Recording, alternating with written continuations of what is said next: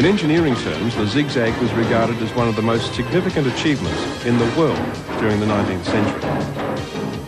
Even today, the track between Lithgow and Sydney includes the steepest mainline gradient in Australia, as much as 1 in 33.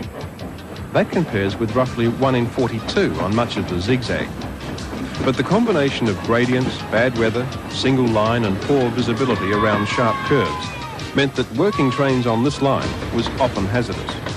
The result was a series of accidents, usually related to trains running out of control down the slopes. Because of these problems, there were many proposals put forward to eliminate the zigzag. That finally happened with the building of a deviation track in 1910.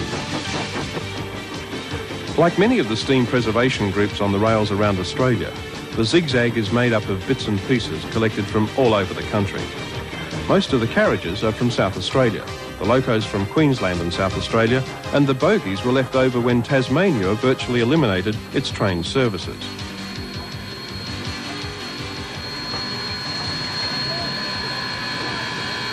These days, none of the components ever really get warmed up. By the time the zigzag gets its speed up, it's time to slow down and turn around again. So at the bottom of the ride, passengers become spectators, while the loco repositions for the trip back up the mountain. Frustrating as it may be shunting backwards and forwards, up and down a mountain, the historic significance makes it worthwhile.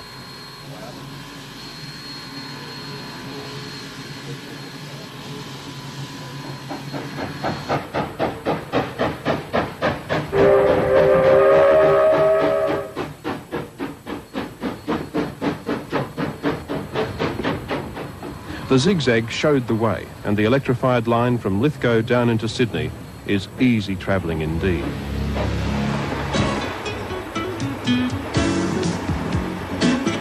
Just the way to end a journey of nearly 4,000 kilometres over some of the most diverse terrain in the world.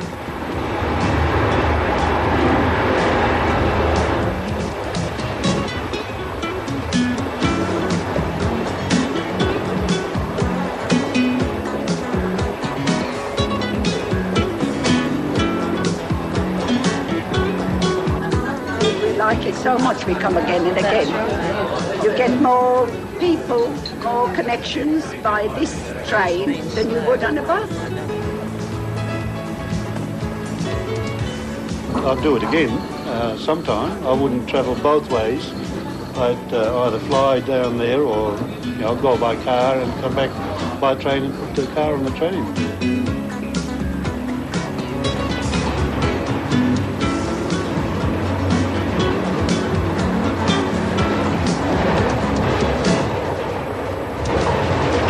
I don't know how anybody can get boring on this trip. There's plenty to see, there's plenty to do. You make friends, and the catering's been good. And everything about the whole trip's been good as far as I'm concerned. I just can't understand anybody getting boring. They just bring it on themselves, I think.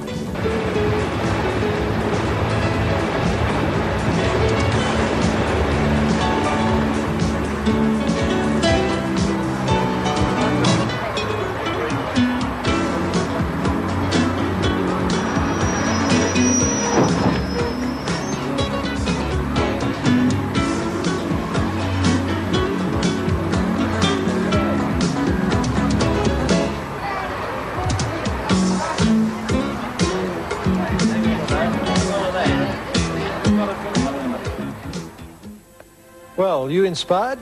After seeing the 5 shows, there's a vague plan of a marathon train journey floating around in the back of my head. A very relaxing way to see our country, wouldn't it? Meet lots of people and avoid the traffic jams. Maybe one day. Hope I'll see you again next week. Good night.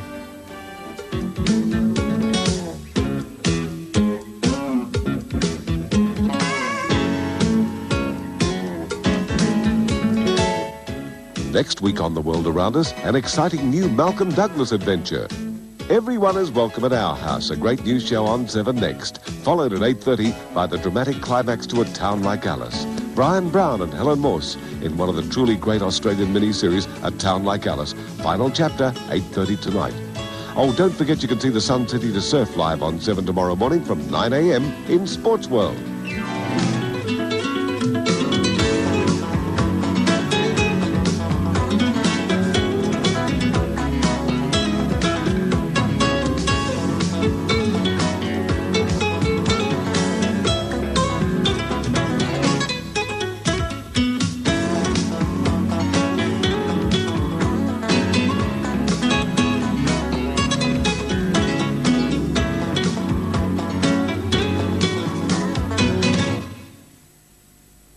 This programme was proudly brought to you by State Rail.